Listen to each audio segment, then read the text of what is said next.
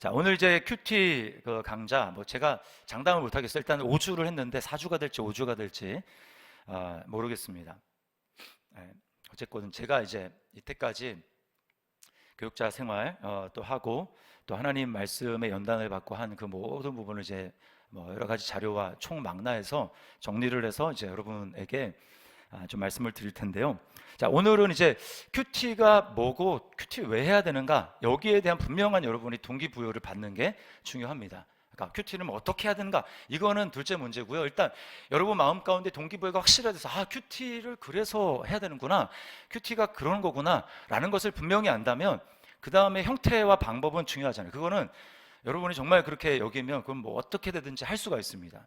한 절 가지고 하든지 또 이런 묵상집을 가지고 하든 저런 묵상, 그건 중요한 게 하나도 아니고요. 정말 중요한 거는 큐티가 뭔가, 왜 해야 되는가, 이거를 분명히 아는 거예요. 자, 이 큐티는 당연히 큐티니까 영어잖아요. 다 아시겠지만 이 quiet time이라고 하는 그 말에 앞자를 따와가지고 이제 큐티 한 겁니다. quiet time. 그거 그대로 번역하면 조용한 시간이죠. 방해받지 않는 조용한 시간. 그래서 하나님과 내가 독대하는 시간인데, 보통 이 quiet time을 우리는 원래 뭐라고 불렀냐면 경건의 시간이라고 불렀어요. 경건의 시간. 하나님 앞에 갖는 경건의 시간, 하나님을 독대하는 시간, 이렇게 불렀는데, 이 큐티라는 말인, 큐티는 보통 이제 카톨릭에서는 큐티 말을 잘 안 쓰고 우리 개신교에서 큐티라는 말을 쓰는데, 이 큐티라는 말이 언제부터 시작이 되냐면 19세기 말에 영국 케임브리지 대학의 재학생이던 학생 2명, 거기 나오죠. 후퍼와 톨턴. 이 두 재학생이 바쁜 본인의 대학생 생활 속에서 이렇게 떠밀려가는 삶을 살면 안 되겠다. 하나님의 말씀으로 하루를 시작하고 그 말씀에 기초한 하루를 살아가야 되겠다라고 하는 그런 결단을 가지고, 일단 처음에는 길게 시작하지 않고 하루에 7분만 시간을 내서 하나님과 독대하는 시간을 갖자, 그렇게 시작을 했습니다. 그래서 그 영어 보시면 7 minutes with God 이렇게 해가지고 7분 동안 하나님과 함께하기, 이렇게 시작을 하게 된 거예요. 그리고 이 운동이 이제 확산이 되어가지고 케임브리지 대학 학생들의 영향을 미쳤고, 이 운동에 영향을 받은 7명 케임브리지 7인이라고 하죠. 그 사람들이 중국에 나중에 선교사로 헌신을 하는 그런 놀라운 일들이 이 큐티 사역을 통해서 일어났습니다. 그러니까 우리나라에는 이 큐티가 언제부터, 우리나라는 사실은 큐티는 익숙하지 않고, 우리나라는 보통 그냥 성경 읽기, 성경 사경회 또는 새벽 기도, 이게 이제 우리나라에 있었죠. 큐티라는 거가 들어오게 된 거는 교회가 아니라 선교단체를 통해서 들어오기 시작했습니다. 이제 80년대 선교단체를 통해 가지고, 특별히 IVF, 그다음 내비게이터, 이런 선교단체를 통해 가지고 큐티라는 그런 부분들이 이제 확산이 되기 시작했어요. 자, 그러면 오늘 이제 가장 중요한, 이거는 이제 잊어버리시면 안 됩니다. 큐티가 도대체 뭐고 큐티는 왜 하는가? 그거는 한마디로 얘기하면 하나님의 복을 누리는 것입니다. 하나님의 복을 누리는 것이고 하나님의 복을 누리기 위함인 거예요. 여러분이 집중하라고, 딴 신경 쓰지 못하게 부지런히 적으시라고 제가 빈칸을 마련을 했습니다. 하나님의 복을 누리는 것, 그것을 또 누리기 위해서 하는 것이 큐티라는 거예요. 자, 그런 의미에서 이게 중요하기 때문에 옆에 앉아 계신 분이 없다면 뒤에 있는 분 바라보면서 우리 이렇게 한번 인사하도록 하겠습니다. 큐티는 하나님의 복을 누리는 것입니다. 자, 이렇게 한번 인사하도록 하겠습니다. 네, 그러니까 사실은 큐티는 하나님의 복을 우리가 다 누려야 되잖아요. 성도로서 특별히. 그러니까 이거는 무슨 특별한 행위가 아닙니다. 특별한 것이 아니고, 이거는 그냥 그리스도인의 그냥 삶인 거예요. 삶. 사람은 하나님의 복을 살아서 행복하도록 만들어진 존재입니다. 이게 우리의 삶의 존재예요. 존재. 그러므로 큐티는 그냥 특별한 게 아니라 사람으로서 하나님의 복을 누리며 살기 위해서 해야 되는 사람의 본분인 겁니다. 자, 오늘 본문에는 우리가 잘 아는 말씀이죠. 묵상하면 딱 시편인데, 시편의 첫 문을 열면서 복 있는 사람의 모습이 어떤 것인가를 우리에게 그림을 그려서 보여줍니다. 자, 복 있는 사람이란 건 뭐냐? 복 있는 사람이란 삶의 형편이 어떤 형편이 닥친다 할지라도 끊임없이 열매를 맺는 나무와 같은 삶이다. 이렇게 이야기를 하고 있어요. 자, 3절을 우리 다시 한번 같이 읽어보겠습니다. 3절 시작.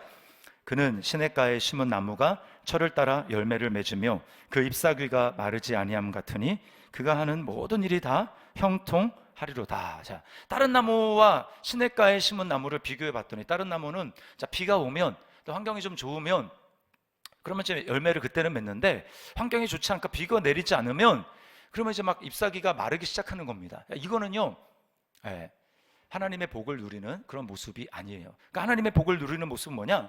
환경과 상관이 없어야 돼요. 좀 좋지 않은 때를 만나더라도 열매를 맺을 수 있는 그런 나무인 것입니다. 뭐 어떻게 그게 가능한가? 어디에 심었기 때문에? 시냇가에 심었기 때문에. 자, 그럼 여기서 시냇가는 뭐냐면 시냇가는 마르지 않는 물근원인 하나님을 상징하는 것입니다. 마르지 않는 물근원인 하나님께 뿌리를 내리고 거기서부터 진액을 공급받기 때문에 그 사람은 환경에 영향을 받지 않는 거예요. 성경은 이 하나님이 생명의 근원, 생명을 이제 물로 상징을 하는데 생명의 근원이다, 물근원이다 라는 것을 성경은 상징적으로 이야기를 하는데 그게 창세기부터 요한계시록까지 이어집니다. 그래서 창세기 보면 2장에 에덴에서 이제 물 근원이 흘러나와서 천하로 흘러가는 네 강의 근원이 됐는데 그 강의 이름이 비손, 기혼, hit데겔, 유브라데 뭐 이런 강을 이뤘다고 얘기를 하는 거예요. 왜 에덴에서 하필이면 그 강이 흘러갑니까? 거기 하나님이 계시니까 그런 거예요. 하나님의 생명이 있다라는 거죠. 그런가 하면 이게 이제 에스겔 47장에서는 어떻게 에스겔이 환상을 하나님이 보여주셔서 보냐면 성전의 환상을 보는데 그 성전의 문지방에서 물이 흘러나옵니다. 거기서 물이 흘러나오는데 그 물이 쭉 흘러가가지고 어떻게 되냐면 갈수록 이제 그 에스겔이 그걸 측량하잖아요. 자를 가지고 측량하는데 에스겔이 아니라 천사가 잴 때마다 물이 점점 깊어집니다. 처음에는 발목, 그 다음에 허리, 그 다음에는 막 가슴, 그 다음에는 이제 헤엄쳐야 될 엄청난 강으로 발전하게 되죠. 그게 뭘 얘기하냐면 왜 성전에서 물이 나오냐? 그것이 하나님의 생명이기 때문에 그렇습니다. 그러니까 하나님의 생명, 하나님이 계신 그 하나님의 임재가 있는 하나님의 보좌가 있는 그곳에서 물이 흘러나와서 사람들에게 생명을 주고 생명을 살리는 그런 역사가 일어나는 거죠. 그게 바로 성전이라는 것입니다. 그리고 그것이 어디서 완성이 되느냐? 주님이 다시 오셔서 그리스도가 다시 오셔서 재림할 때 하나님 나라가 완성될 때 그때 요한계시록 22장 1, 2절에 보면 이렇게 이야기를 합니다. 같이 한번 읽어볼까요? 시작. 또 그가 수정같이 맑은 생명수의 강을 내게 보이니 하나님과 및 어린 양의 보좌로부터 나와서 길 가운데로 흐르더라. 강 좌우에 생명나무가 있어 12가지 열매를 맺되 날마다 그 열매를 맺고 그 나무 잎사귀들은 만국을 치료하기 위하여 있더라. 자, 그러니까 보십시오. 이 강은 보좌로부터 흘러나오는 그 강물을 통해서 강 좌우에 나무가 있는데 그 나무는 어때요? 계속해서 열매를 맺습니다. 달마다 열매를 맺습니다. 왜요? 생명나무, 그 보좌로부터 나오는 그 강에 뿌리를 두고 있기 때문에 거기서 살아나는 거예요. 자, 이게 바로 복 있는 사람의 모습이라는 것입니다. 절대로 마르지 않는 열매를 계속해서 맺는 것이죠. 자, 여기서 말하는 열매는 어떤 열매인가요? 여기서 말하는 열매는 성령의 열매를 얘기를 하는 것입니다. 하나님이 원하시는 우리 삶 가운데 맺기를 원하시는 성령의 열매. 그러니까 어떤 상황이 와도 감사를 빼앗기지 않는 것입니다. 어떤 상황이 와도 평안을 빼앗기지 않는 겁니다. 어떤 상황이 와도 내 마음에 기쁨이 빼앗기지 않는 거예요. 계속해서 기쁨과 감사와 평안의 열매를 맺는 것입니다. 제가 이제 한두 번 말씀을 드린 것 같은데 이 루마니아가 이제 공산권, 그 공산 치하에 있었을 때, 공산 정권이 다스릴 때 그때 루마니아에서 복음을 전하던 목사님 중에 이 리차드 범브란트라는 목사님이 있습니다. 이분은 이제 살아있는 순교자라고 불리는 분인데 이분이 이제 투옥이 되셨고 독방에 감금을 당했습니다. 근데 뭐 이제 끼니 때마다 밥 주는 거 외에는 아무것도 누구를 만나서 대화를 할 수도 또 뭐 책을 읽을 수 있도록 그다음에 뭐 글을 쓰도록 전혀 없어요. 그냥 밥만 짐승처럼 주는 겁니다. 여러분, 그러니까 얼마나 힘들겠습니까? 그러니까 이 분이 이제 하는 일은 뭐냐면 자신이 전에 외웠던 말씀을 떠올리는 거예요. 독방에서 자신이 외웠던 그 말씀을 떠올리면서 그 말씀으로 묵상을 하는 겁니다. 근데 하나님이 그 상황 가운데 얼마나 갈급하겠습니까? 그러니까 하나님이 놀라운 임재의 복을 주시는데 그 외웠던 말씀을 깊이 묵상하는 중에 예를 들면 아브라함에 관련된 말씀이다. 그러면 아브라함의 모습이 그냥 생생하게 이렇게 보이는 거예요. 말씀을 통해서. 그리고 또 군중을 가르치시는 예수님의 모습이 말씀을 묵상하는 중에 예수님의 모습이 이렇게 환상 가운데 보이기도 하고 또 열방 가운데 복음을 전하는 바울 사도의 그런 모습이 보이기도 하는 겁니다. 그러니까 묵상을 통해서 정말 그 감옥 현장 가운데 그런 성경의 세계가 펼쳐지는 거예요. 그리고 이제 목사님은 이제 묵상한 그 말씀을 가지고 몇 시간씩 하나님 앞에 기도하십니다. 근데 이제 그러면서 참 좋았는데 어느 날부터인가 그 음식에다가 이제 정부에서 마약을 넣어가지고 음식이 들어오는 거예요. 그러니까 정신을 혼란하게 하기 위한 것이죠. 그러니까 이제는 제정신이 아닌 겁니다. 제정신. 그러니까 말씀 묵상은 당연히 할 수도 없고 말씀이 생각나지도 않고 그 다음에 유일하게 하는 것은 주기도문이에요. 주기도문. 하늘에 계신 우리 아버지여 이름이 거룩히 여김을 받으시오며. 근데 문제는 주기도문도 그렇게 평상시에 많이 마르고 닳도록 외웠던 그 주기도문도 그 다음에 생각이 안 나는 겁니다. 계속 그거 반복하는 거예요. 하늘에 계신 우리 아버지여 이름이 거룩히 여김을 받으시오며. 그리고 생각 안 나니까 예수님 사랑합니다.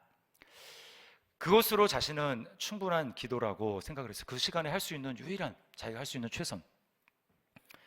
그렇게 했는데요. 여러분 그 상황 가운데 하나님의 놀라운 임재를 보여서 매번 그런 건 아니지만 놀라운 하나님의 은혜를 주십니다. 그래서 이 목사님이 이렇게 고백했어요. 때로 주님의 임재로 큰 기쁨을 이길 수 없어 춤을 출 수밖에 없었습니다. 기쁨으로 춤추지 않는다면 마음이 터져버릴 것 같은 느낌을 느꼈습니다. 신랑 되시는 예수님께서 임재하신 기쁨은 그렇게나 엄청났습니다.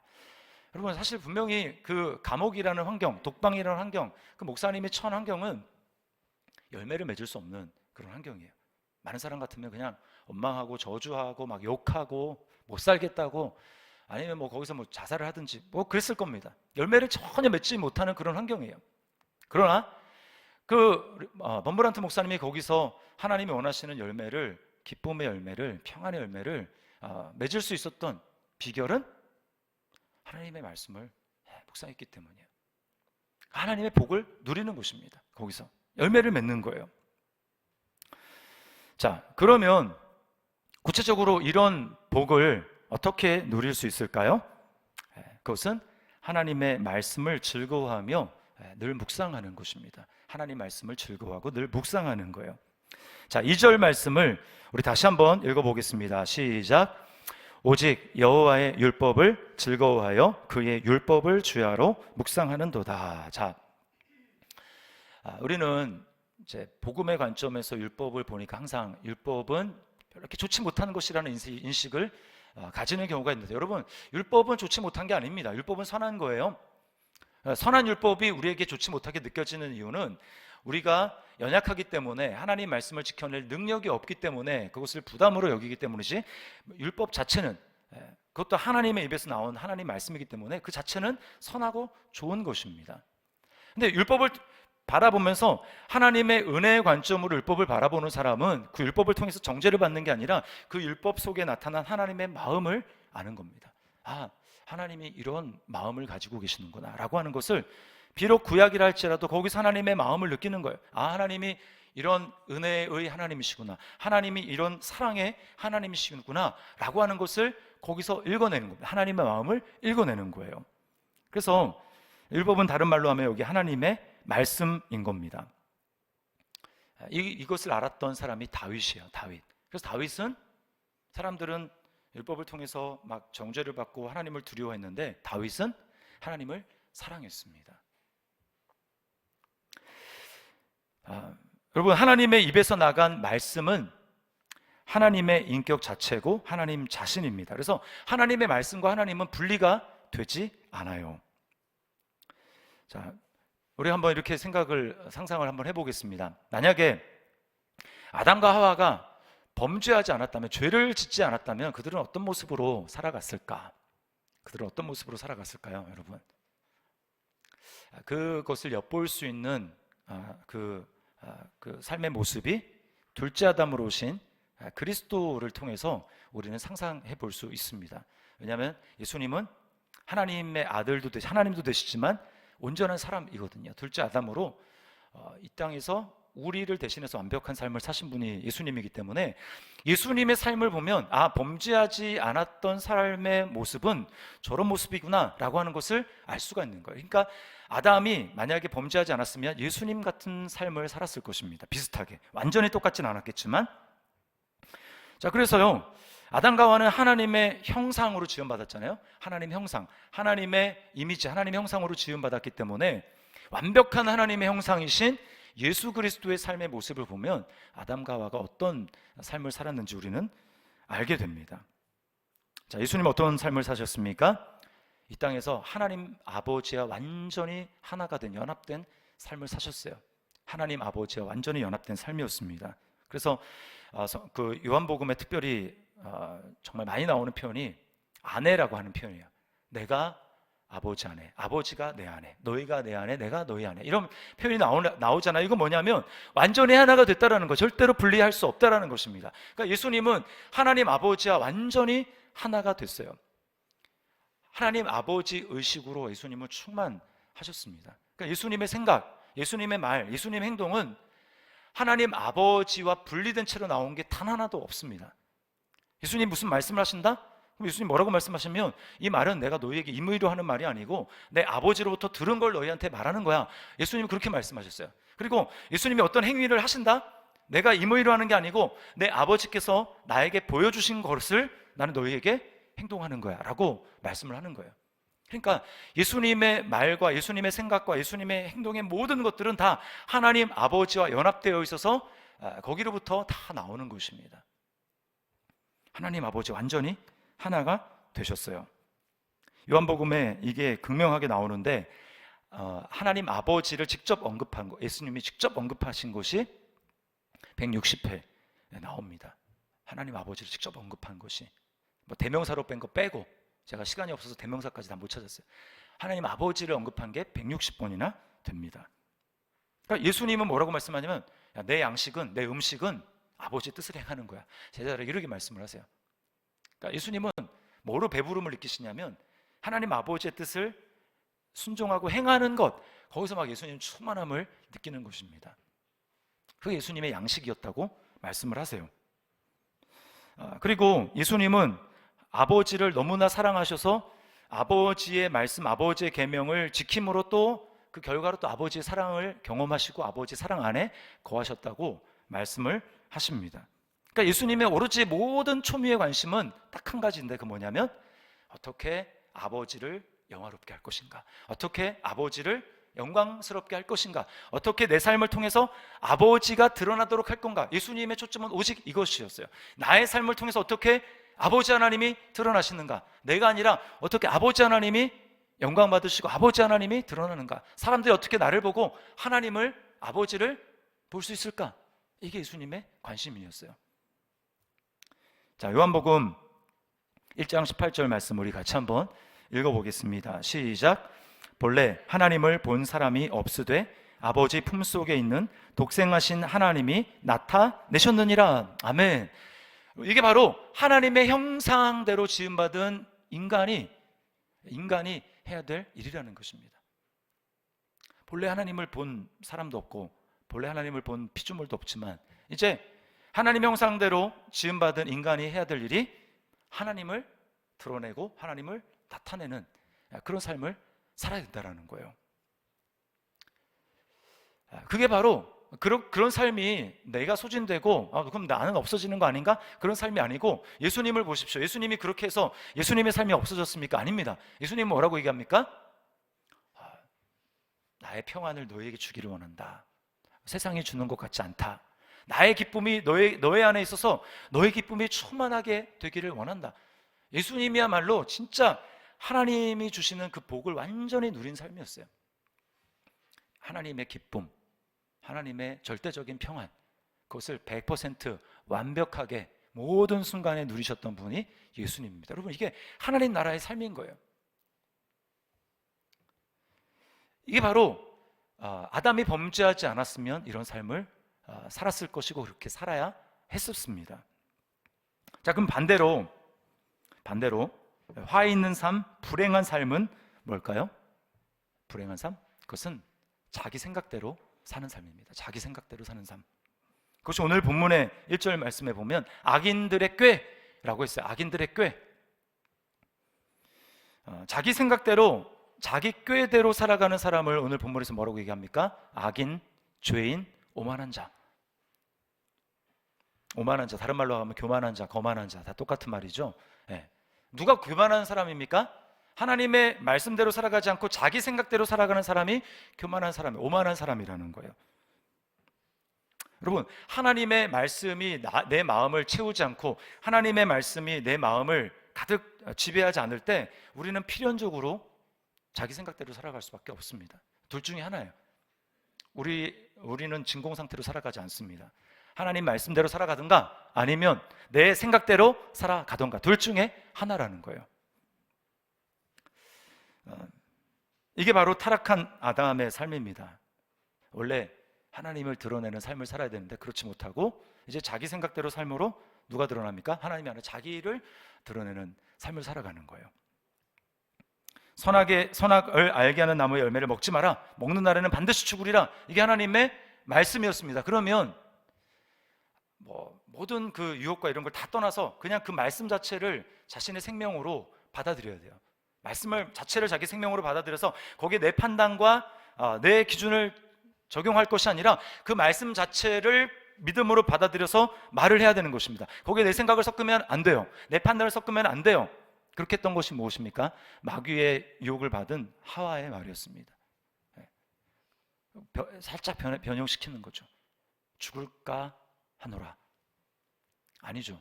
반드시 죽으리라고 말했어야 되는 거예요. 반드시 죽으리라. 아니야, 반드시 죽는다고 말씀을 하셨어요. 이게 하나님의 말씀을 그대로 받아들인 믿음의 반응인 거예요. 근데 하와는 어떻습니까? 마귀의 유혹을 받아들여서 죽을까 하노라. 그리고는 하나님의 말씀을 무시하고 결국은 자기 생각대로 먹었습니다. 하나님의 말씀을 거부했죠. 자, 여기서부터 이제 하나님 안에 거하던 삶에서 하나님과의 분리가 일어나기 시작하는 겁니다. 여러분, 이게 바로 사망이고 이게 바로 성경이 죄라고 얘기하는 거예요.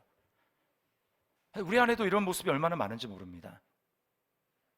예수님을 믿어서 예수님이 하신 일이 이거 아닙니까? 이제 그렇게 살았던 내 삶을 십자가에서 청산. 그 십자가는 내가 예수님을 믿는 게 아니라 내가 죽는 겁니다. 내가 죽는 거예요. 하나님과 분리되고 내 생각대로 그렇게 나타나는 삶의 대표적인 게 뭐냐면 자꾸 하나님의 말씀을 내 생각으로 판단하는 겁니다. 그래서 항상 하나님 말씀을 그대로 수용하고 받아들여서 거기에 반응하는 게 아니라 이렇게 얘기하는 거예요. 나는 내 생각에는, 내 느낌에는, 내 견해로는 하나님이 오르시죠. 그렇지만 제 기분은 그 뒤에 항상 그렇지만이 들어가요. 하나님 말씀을 저는 압니다. 하지만 저는 아무리 그래도 그렇죠. 항상 거기에 뭐가 들어가냐면 그 말씀을 그대로 받아들이는 게 아니라 말씀과 내 자신이 분리돼서 내 경험과 내 지식을 가지고 그 말씀을 판단하는 거예요. 하나님 말씀은 다 알죠. 그러나 저도 그렇게 생각합니다. 그런데 제 기분은, 그런데 제 상황은 그 말씀 자체를 그대로 받아들이고 믿지 못하는 거예요. 이렇게 지금 말한다라는 것 자체가 뭡니까? 지금 하나님과 내가 지금 분리되어 있다는 걸 얘기를 하는 거예요. 하나님과 내가 분리되어 있다. 하나님의 생명을 경험하지 못하는 겁니다. 하나님 말씀 자체가 생명인데 그 생명을 있는 그대로 받아들이지 못하니까 하나님의 생명을 하나님의 주시고자 하는 진짜 복을 우리가 경험하지 못하는 거예요. 자, 분리된 상황에서 삶을 예레미야 2장 13절 악인의 삶입니다. 오늘 악인들의 꾀를 따르면 어떻게 되는가? 예레미야 2장 13절 말씀을 같이 한번 읽어보겠습니다. 시작. 내 백성이 두 가지 악을 행하였나니 곧 그들이 생수의 근원대를 난을 버린 것과 스스로 웅덩이를 판 것인데 그것은 그 물을 가두지 못할 터진 웅덩이들이니라. 하나님의 말씀이 아니라 내 생각대로 반응하며 나아가면, 또 내 과거의 경험대로, 내 과거와 상처받은 대로 그렇게 상황에 반응하며 나가면 그것은 하나님의 복을 경험하지 못하고 그 삶은 여전히 하나님과 분리된 채로 하나님 주시고자 하는 참된 열매, 참된 복을 누리지를 못하는 겁니다. 자, 그러면 그리스도인의 삶을 한마디로 얘기하면 뭘까요? 믿음으로 사는 삶입니다. 믿음으로. 이 큐티에 지금 여러분 베이스를 제가 깔아드리는 거예요. 큐티는 기술이 중요한 게 아닙니다. 기술이 중요하지. 한 구절을 읽더라도 이 중요한 베이스를 믿고 그렇게 말씀을 볼 때 거기에 하나님의 은혜를 경험하게 되는 거예요. 믿음으로 사는 삶입니다. 믿음으로 산다라는 건 뭐냐면 자기 생각대로 살지 않는 거예요. 자기 느낌대로, 상황에 대한 자기 판단대로, 상황에 대한 자기 과거의 상처대로 반응하지 않는 것입니다. 그게 믿음으로 사는 삶이에요. 그럼 뭘로 삽니까? 하나님 말씀. 그 상황에 대한 하나님이 뭐라고 말씀하시는지 그 말씀을 붙들며 살아가야 돼요. 그러니까 말씀을 많이 알아야 되겠죠. 오늘 그래서 큐티라는 겁니다. 오늘 지금 내 상황은 이런데 이 상황 가운데 내 느낌과 내 생각과 내 과거의 상처와 내 느낌, 감정이 아니라 이 상황에 대해서 하나님은 무엇을 원하시는가? 하나님은 나에게 뭐라고 말씀하시는가? 하나님의 마음은 뭔가? 하나님 나에게 어떻게 반응하기를 원하시는가? 그 상황에 비추어 보라고 오늘 큐티를 하는 거예요. 그래야 오늘 내 기분대로 내 생각대로 살아서 나를 통해 그냥 내 자아만 드러나는 것이 아니라 내 그런 상황 속에서 힘들고 어려운 상황이지만 그래도 말씀에 비추어서 거기에 반응해서 믿음으로 반응해서 그래서 결국 그 삶 가운데 저 상황에서 어떻게 저렇게 반응하지? 어떻게 저런 반응이 나오지? 라는 걸 통해서 사람들이 다르게 보잖아요. 그러면 우리 삶을 통해서 뭐가 드러나는 거예요? 예수님의 모습이 드러나는 겁니다. 열받아가지고 막 아이들한테 이렇게 막 한 소리로 해서 지금 있는 모습 그대로 너는 지금 이런 존재야 라고 말하고 싶은 마음이 막 이렇게 올라오죠. 근데 그때 하나님의 말씀을 가지고 오늘 만약에 묵상을 했다, 그 말씀을 묵상했다, 그러면 그 말씀을 가지고 내 기분과 내 생각은 그렇다 할지라도 다르게 말을 하는 것입니다. 말씀이 나를 다스리도록 해야 돼요. 그리고 믿음이라는 것은 하나님의 말씀에 나의 전인격, 내 지성과 내 감정과 내 의지를 들여서 전인격적으로 반응하는 겁니다. 그게 믿음이에요. 자, 내용은 하나님 말씀입니다. 그럼 어떻게 반응해야 됩니까? 전인격이 반응해야 되는 거예요. 압니다. 지성? 아닙니다. 저 오늘 이런 걸 느꼈어요. 감정만? 아닙니다. 지성, 알겠고요. 저 그렇게 느꼈고요. 그리고 내가 그렇게 행하겠습니다. 이게 전인격이에요.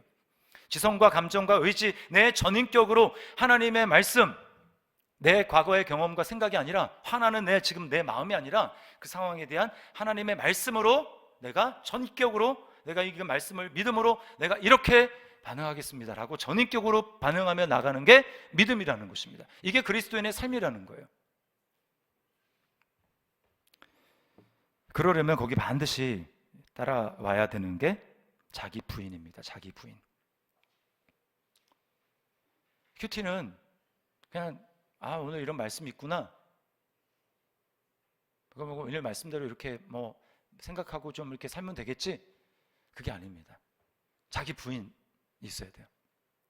내 생각대로 반응하고자 하는 상황에 지금 내 처지대로 반응하고자 하는 그런 삶에 대한 자기 부인이 없으면 우리는 말씀이 내 삶에 열매를 맺을 수가 없는 거예요.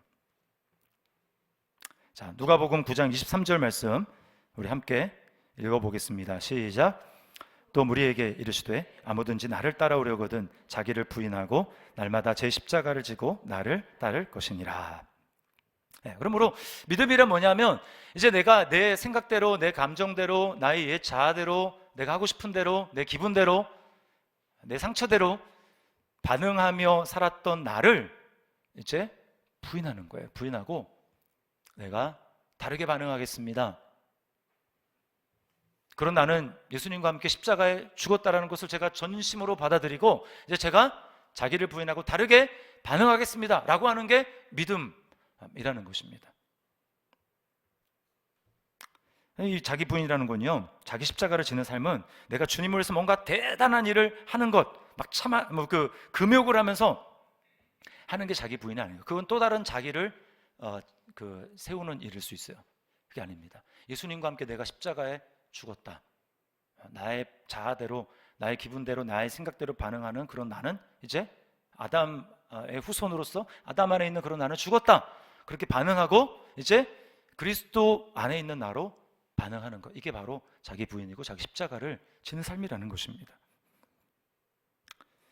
자, 내 생각을 부인하는 것의 대표적인 예가 베드로를 제가 떠올랐는데요. 베드로 사도행전에 보면 이제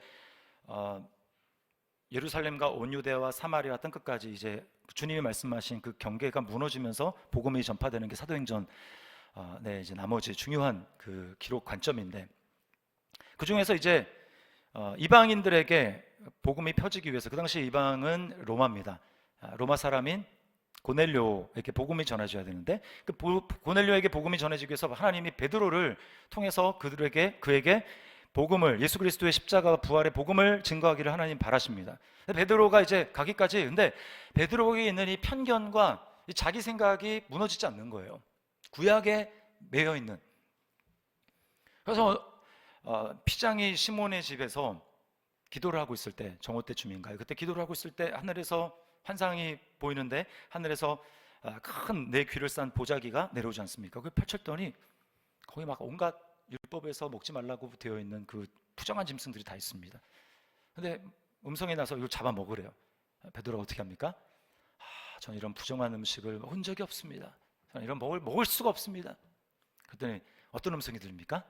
하나님이 정하다고 한 것을 네가 부정하다고 하지 말아라. 똑같은 이 환상과 음성을 베드로가 3번 듣습니다.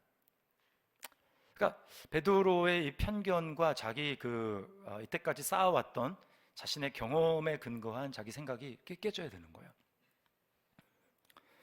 나중에 이제 깨어지게 되죠. 나중에 깨어지게 됩니다. 이게 자기를 부인하는 겁니다. 내 생각, 내가 그게 옳다고 생각하고 그렇게 반응하며 살았던 그것이 복음 앞에서, 하나님 말씀 앞에서 하나님이 그렇다고 하면 힘들지만 나를 부인하고 그 말씀을 받아들이는 거예요. 이게 믿음으로 살아가는 삶입니다. 우리는 그래서 우리 삶 가운데 믿음을 적용해야 될 영역이 얼마나 많은지 몰라요. 내가 혼자 취미 시간을 보내는 삶은 과연 말씀대로 살아가는 삶인가? 또 대화하는 방식은, 또 커뮤니케이션 하는 방식은, 그런 부분에서 다 하나님의 말씀이 적용돼야 되고 예수 그리스도의 삶의 모습이 적용이 돼야 되는 것입니다. 그게 바로 하나님의 말씀을 이루며 내 삶의 모든 영역에서 점점 하나님이 드러나시는, 하나님 닮은 모습, 예수님 닮은 모습, 보면 저거 예수님 닮은 모습인데 라고 생각하는 영역이 점점 많아지는 거죠. 그럴수록 우리는 평안과 기쁨을 누리는 영역이, 이제는 그냥 예배 시간에만 누렸는데 이제는 내 삶의 일상의 영역에서도 그것이 점점 늘어나는 거예요. 하나님이 우리에게 주신 소중한 시간은 바로 그렇게 하라고 주신 기회요, 시간인 겁니다. 하나님 누리라고.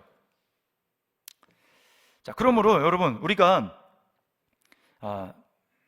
그리스도의 믿음으로 적용을 해야 되고요, 예수님이 아버지 의식으로 충만하셨던 것처럼 우리가 이 큐티 하는 시간을 통해 가지고 우리는 예수 그리스도 의식으로 충만해져야 합니다. 예수 그리스도 의식으로 충만해져야 돼요. 둘째 아담이신 예수 그리스도의 의식으로 우리가 충만해져야 되는 겁니다.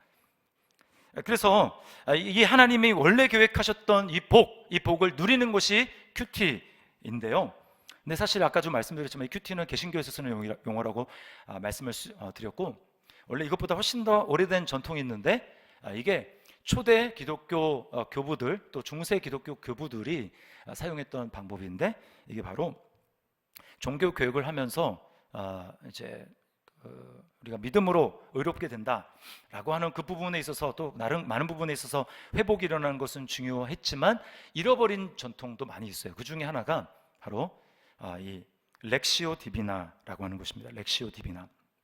이거는 라틴어예요. 라틴어.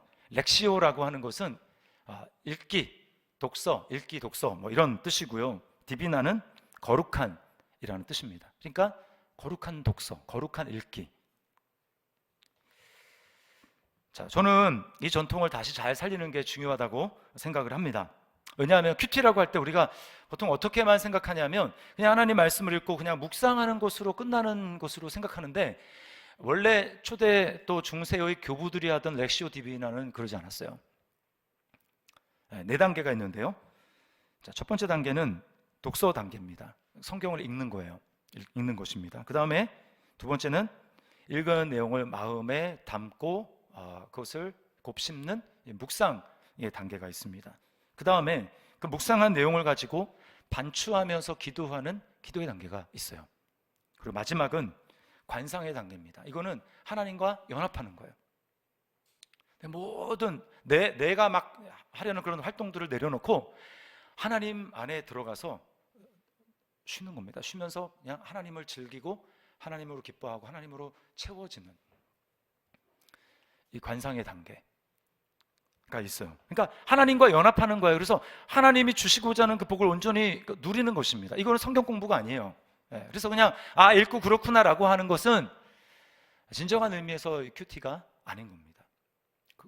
말씀이 내 안에 이렇게 들어가가지고 세포 속으로 막 스며들고요, 뼛속으로 스며들고 그것이 소화가 되고, 그래서 그것이 내 삶의 체화가 되고 인격화가 되고 내면화가 되고 체질화가 되어가는 것, 그것이 이 큐티를 하는 목적인 거예요. 하나님을 누리는 것, 하나님과 하나 되는 것.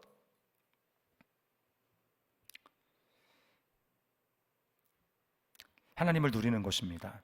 성경 지식을 쌓는 공부가 아니라는 거예요. 이제 라틴어 벌게이트라고 하는 그 성경 역본이 있는데, 그 벌게이트 성경 역본을 이제 히브리어 헬라어에서 번역한 그 사람이 있습니다. 이제 카톨릭에서는 이분을 성인으로 이제 추앙을 하는데, 히에로니무스, 우리에게 익숙한 이름은 제롬이라고 하는 건데, 이 벌게이트 불가타 성경을 이제 라틴어로 번역한 거예요. 이 분이 이런 말을 했어요. 성경은 천상의 음식이며 성경을 읽는 것은 그리스도의 몸과 피를 먹고 마시는 것과 같다. 자, 그러니까 보세요. 이거는 전혀 지식이 아닙니다. 성경은 천상의 하나님 나라의 음식이고, 또 성경을 읽는 것을 통해서 어떻게 해요? 그리스도의 몸과 피를 먹고 마시는 것처럼, 마치 우리가 성찬식 할 때 떡과 포도주를 먹고 마시는 것처럼 성경을 읽을 때 그렇게 해야 된다라는 거예요. 매일 예수님의 몸과 피를 먹고 마시는 그 행위가 바로 큐티라는 겁니다. 완전히 주님과 하나가 되는 거예요. 그래서 예수님이 성육신이라는 겁니까? 보이지 않는 말씀이신 그 하나님의 아들이 육신을 입고 어떻게 오셔서 우리에게 보여지고 나타나신 게 성육신이잖아요.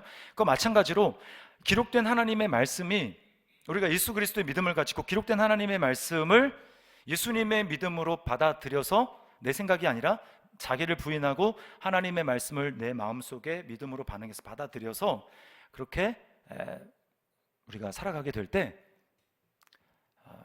그 단지 기록된 그 말씀이 그 기록된 말씀으로 끝나는 게 아니라, 내 머릿속에 있는 말씀으로 끝나는 게 아니라 내 삶을 통해서 이제 말씀이 사라지고 보여지는 겁니다.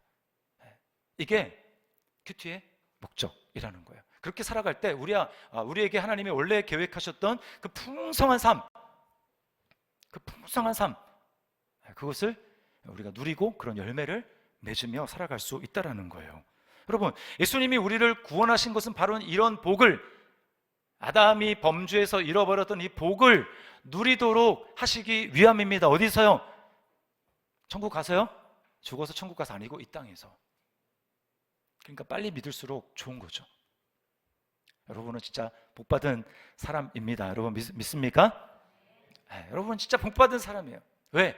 이제 말씀대로 살면서 내 삶에 하나님의 막 영광이 막 점점 더 풍성해지는 그런 삶을 우리 살 수가 있잖아요. 전에 내 생각대로, 내 감정대로, 내 상처대로 반응해가지고 그냥 죽어있던 내 삶의 영역이, 하나님의 빛이 전혀 들어오지 않던 삶의 영역이 이제 하나님의 말씀을 받아서 믿음으로 반응해서, 그 말씀을 우리를 정죄하려고 주신 말씀이 아니고 예수님의 믿음으로, 정죄는 예수님이 담당했으니 이제 말씀은 너에게 생명이야. 그 말씀을 네가 믿음으로 받아들여서 네가 전인격적으로 말씀을 받아들이며 살아가면 너희 땅에서 작은 예수처럼, 그리스도처럼 살아갈 수 있어. 하나님의 영광을 드러내며 내가 누렸던 그 충만한 기쁨, 내가 누렸던 그 충만한 평안함, 세상이 줄 수 없는 그런 놀라운 평강과 기쁨을 너 누릴 수 있는 거야. 그런 기회를 내가 너에게 주는 거야. 주님이 우리에게 이렇게 말씀하는 것입니다. 여러분, 그러니까 우리가 믿었다라는 게 얼마나 큰 축복이에요. 축복 맞습니까? 아닙니까? 네, 목소리가 좀 작아가지고. 그러니까 여러분, 이 성경 말씀이 얼마나 복인지 몰라요. 이거 하나님이 우리에게 이 말씀대로 이제 말하고 행동하고 심어서 내 삶 가운데 이제 그 열매를 거두라고 우리에게 주신 겁니다. 복을 누리라고. 그러니까 의무가 아니야. 교회에서도 큐티 뭐 이렇게 자꾸 뭘 하라고 그러는지 몰랐지만 아마 암송한다 그러더니 이번에 또 뭐 큐티 한다 그러고 뭐 이렇게 이거저거 하라는 게 많아. 여러분을 괴롭게 하고 귀찮게 하려고 그러는 게 아니고요. 예수 믿었는데 우리가 좀 복을 누리며 살아야 되지 않겠습니까? 네? 복을 누리며 말씀대로 좀 되어지는 삶. 그래서 당신 좀 달라졌는데, 당신 엄마 좀 달라진 것 같아. 엄마 무슨 일 있어? 네, 그러면 그런 게 있다. 이렇게 말해주는 것이죠. 자, 그래서 결론, 오늘 그 듣고 그렇구나, 큐티는 복을 누리는 거구나, 알겠습니다. 그리고 끝나고 가면 아무런 일도 안 일어납니다. 여기에 대해서 여러분은 어떻게 반응을 하셔야 돼요? 반응을. 자, 여러분의 결단 어떻게 하시겠습니까? 이제 큐티를 하셔야 되겠죠. 물론 지금 하고 있는 분들은 이제 앞으로 제가 다음에 또 어떻게 해야 된다는지를 말씀을 드리면 그렇게 하면 되겠지만, 이제 결단을 하셔야 돼요. 큐티를 안 하고 있는 분들은 이제 결단을 하셔야 돼요. 네, 자, 큐티가 뭐였어요? quiet time, 조용한 시간. 그럼 나는 언제 조용한 시간을 가질 것인가, 하나님과 만나는. 여러분, 이 시간 기록을 하십시오. 이 시간. 여러분 지금 잠잠히 말씀을 들었는데 내가 이제 정말 하나님의 복을 누리면서 살 것인가, 아니면 그냥 내 생각대로 살아서 지금처럼 그냥 그렇게 살아갈 것인가, 여러분이 결단하셔야 돼요. 하나님의 뜻은 우리가 시냇가에 심은 나무처럼 계속해서 내 삶에 재정적인 어려움이 닥치고, 내 삶의 건강에 어려움이 닥치고, 내 삶의 관계에 어려움이 닥치고, 여러 가지 많은 이런저런 기뻐할 수 없는, 평안할 수 없는 그런 환경이 닥치더라도 내 안에서 계속해서 열매를 맺는 그런 삶을 살아가기를 바라시는 겁니다. 그러니까 여러분, 이제 거기다가 결단하세요. 적어보세요. 나는 언제, 어디서